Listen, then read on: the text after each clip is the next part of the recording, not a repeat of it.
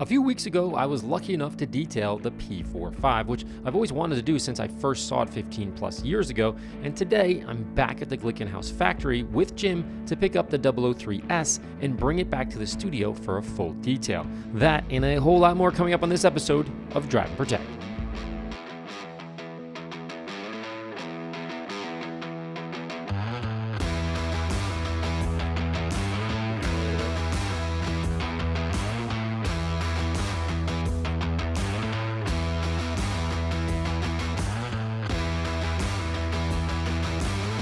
First things first, Jim got his CarPlay linked up with his phone before cruising down the road over to the studio. Now, most residents of Danbury, Connecticut don't realize that our town is quickly becoming the secret home of hypercar manufacturing, Porsche restoration, car storage, chopper builds, and of course, car detailing, all within a mile or two of each other.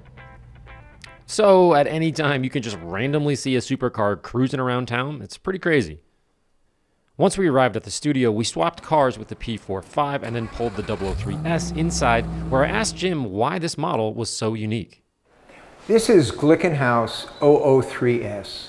It's a road version of our 003C that raced so successfully at the Nürburgring. So this is a fully road legal example, and it is much more refined for the road than the race car. It has, for example, these radiator exits so it can sit in traffic on a 100-degree day with the air conditioning on and vent the air and not overheat.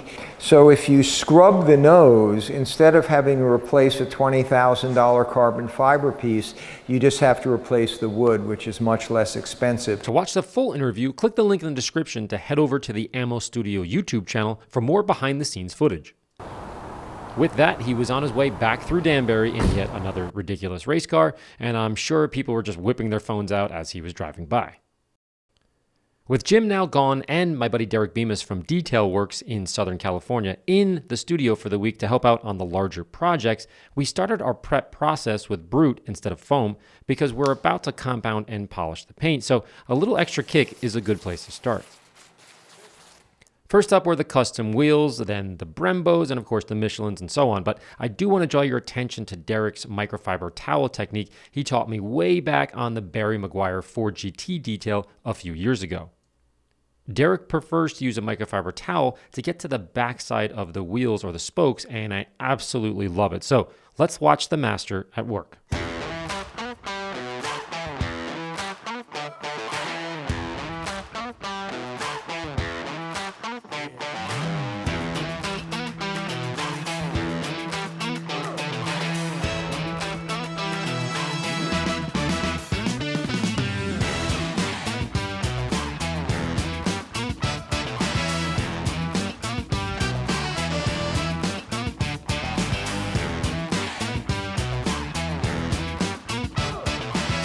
With the wheels now clean, we focused on the lower parts of the car, which are notorious for lots of little rocks and little bits of sand because of all the aero and the spoilers and the wings and the grills and all the things that are going on underneath this car. They sort of just spit up these rocks in the tight little area. So we used a pressure washer to dislodge the driving debris before we got into the wash process.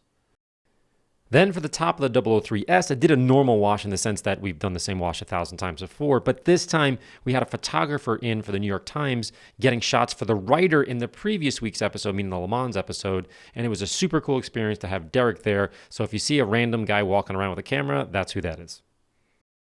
Next, Derek filled the foam gun with foam and we coated the paint in soap, and it just oozed from every seam and crevice that we couldn't reach with the wash towel.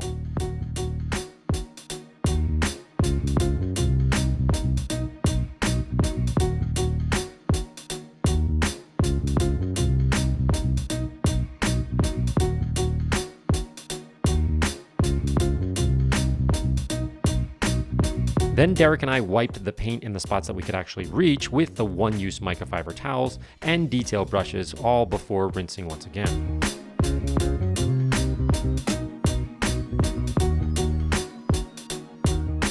After a quick dry with microfiber towels and compressed air, you can really start to see the issues in the paint. All right, guys, I'm behind the camera right now. We're doing some test spots.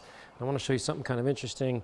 On prototype cars, new cars, this one in particular is obviously brand spanking new. You can see there's some swirls and things, no problem, we can take that out. But if you look closely, around the ring of that light. Do you see those little dots?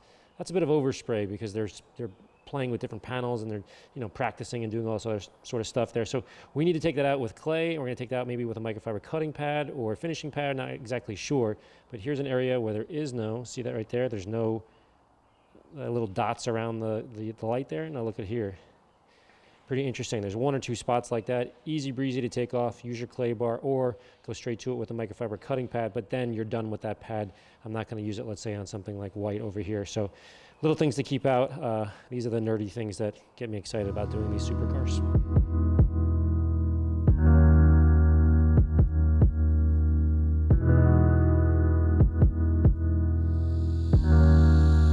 All the overspray is picked up by the microfiber finishing pad. At this point, if you're wondering why I didn't use clay first, it's because the paint is super soft and would just likely cause more work for me. And number two, the overspray that you're seeing here is in isolated places, so I can simply use a special microfiber pad in those areas and then just toss it out when I'm done. Same thing on the lower spoiler as well. You can use clay, there's no problem using clay. The problem is it would have marred the paint because it was so soft. It just was a lot easier just to use the pad, remove the junk, and throw the pad away. When I was done, I finished out with a yellow Rupaz pad with M210. While I was up on the front, Derek was working on the rear with a 3-inch on the tight spots and a 6-inch as it opened up towards the back of the car, which, by the way, was amazing to work on, probably my favorite shot of the entire detail.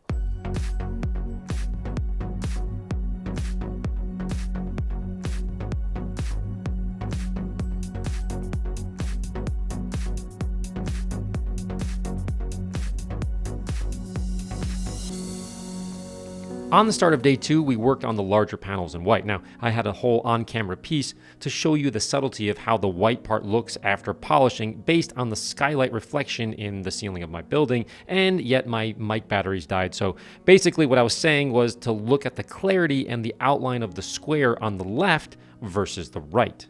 On camera, you can just about see it, but in person, it's as clear as day. Again, maybe not noticeable to the average car show enthusiast, but to a concourse judge or maybe a crazy owner, that 5% difference is totally worth the effort. On the super tight spots, the Rupaz 1-inch with a yellow pad set in rotary was also used to avoid the DA action from hitting the sides of the panel as it rotates, that kind of thing. With that, Derek and I worked for a few hours cutting the paint. As you can see, there's tons of swirls in the white paint. Now, black paint and white paint scratch exactly the same. I get a ton of questions about that. The reason that the black paint looks worse, quote unquote, is that the background is the opposite color of the scratches, which in this case is white or technically clear. White scratches on white paint are obviously a bit more camouflaged than, let's say, black paint. Just because you can't see them doesn't mean they don't exist. And it's why white cars and, let's say, silver cars tend to be more popular because of that.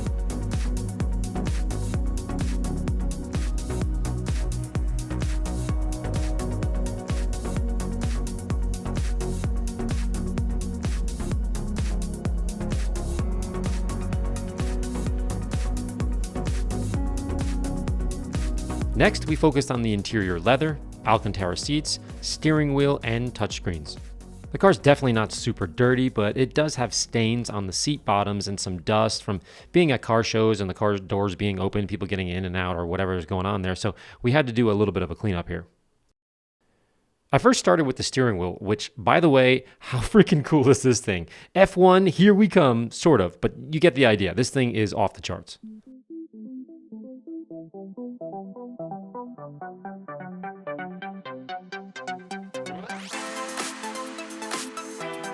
On the vents, notice the painted black and white dots for close and open respectively. Again, I love the small touches.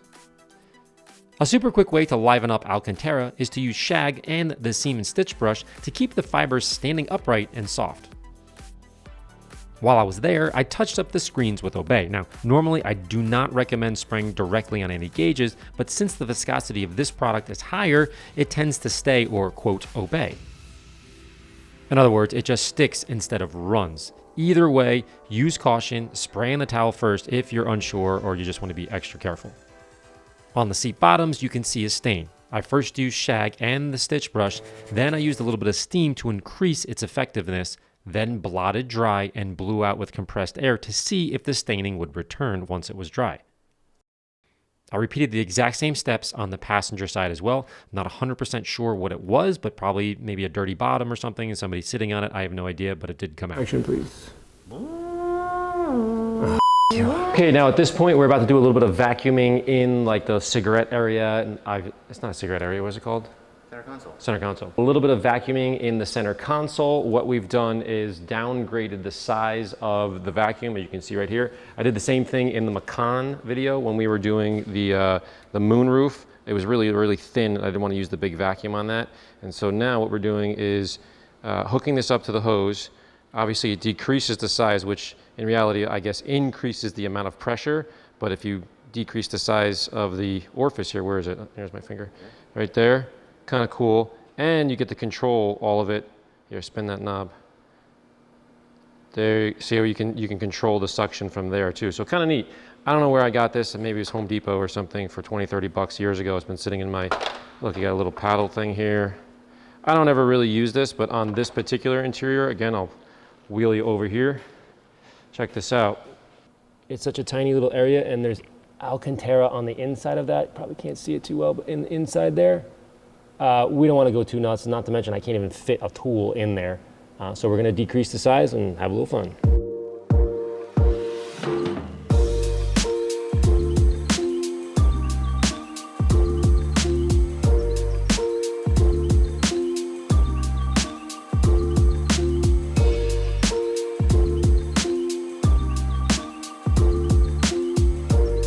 Next, Derek used an interior brush and lather on the high traffic leather parts to get the interior back to brand new.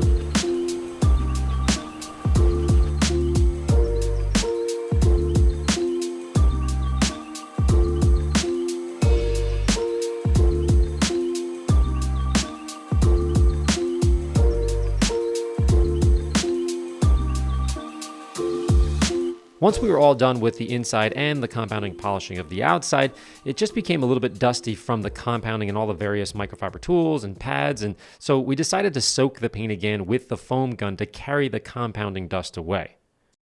It's just a bit easier than wiping with spray wax as it leaves behind protection that may interfere with the next step coating. Plus, foaming this soft paint eliminates any chances of accidental love marks, which would obviously defeat hours of our work, so we used this technique to just avoid any headaches.